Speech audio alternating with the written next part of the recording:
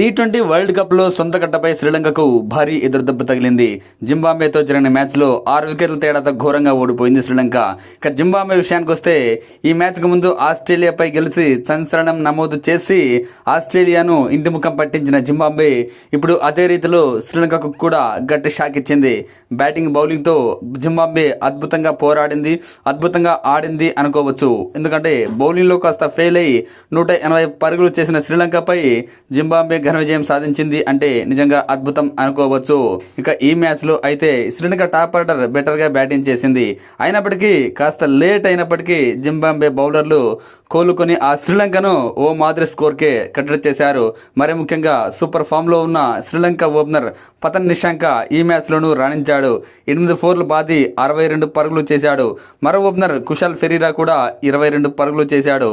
Middle ఆర్డర్లో super ఫామ్లో ఉన్న మరో శ్రీలంక బ్యాట్స్మెన్ పవన్ రత్నాయకే కూడా 3 ఫోర్లు 2 సిక్సర్లతో 44 పరుగులు చేశాడు. దీంతో శ్రీలంక 20 ఓవర్లలో 8 వికెట్లు కోల్పోయి 178 పరుగులు చేసింది. నిజానికి ఒకానొక స్టేజ్లో శ్రీలంక 12 ఓవర్లకే 2 వికెట్లు మాత్రమే కోల్పోయి 100 పరుగులు దాటింది. అట్లీస్ట్ 200 పరుగులు చేయాల్సి ఉంది 8 వికెట్ల చేతిలో ఉన్న. అయినప్పటికీ జింబాబ్వే బౌలర్లు మ్యాచ్పై రాను రాను పట్టు బిగించారు. జింబాబ్వే బౌలర్లలో ముజరంబాని 2 వికెట్లు తీస్తే బ్రాడ్ ఎవెన్స్, గ్రీన్ క్రీమర్ 2 వికెట్లతో రాణించారు. మిగతా బౌలర్లు కూడా కట్టుదిట్టంగా బౌలింగ్ వేశారు. ఆ తర్వాత జింబాబ్వేకు కూడా ఓపెనర్లు మంచి పార్ట్నర్షిప్ని అందించారు. మరీ ముఖ్యంగా సూపర్ ఫామ్లో ఉన్న ఆ జట్టు ఓపెనర్ బెన్నెట్ మరోసారి హాఫ్ సెంచరీతో రాణించాడు.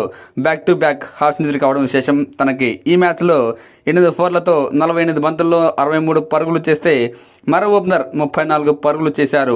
వీళ్ళిద్దరూ 9 ఓవర్ల లోపే 70 పరుగుల పార్ట్నర్షిప్ అందిస్తే ఆ తర్వాత కూడా మిగిలిన బ్యాట్స్మెన్లు కూడా రాణించారు. మరి ముఖ్యంగా రిక్వైర్డ్ రన్ రేట్ కాస్త ఎక్కువ అవుతున్న సందర్భంలో ఆ జట్టు కెప్టెన్ సికిందర్ రాజా కెప్టెన్సీ ఇన్నింగ్స్తో ఆకట్టుకున్నాడు. 4 భారీ సిక్సర్లతో 2 ఫోర్లతో 26 బంతుల్లోనే 45 పరుగులు చేశాడు. దీంతో మరో 3 బంతులు మిగిలి ఉండగా జింబాబ్వే ఘన విజయం సాధించింది.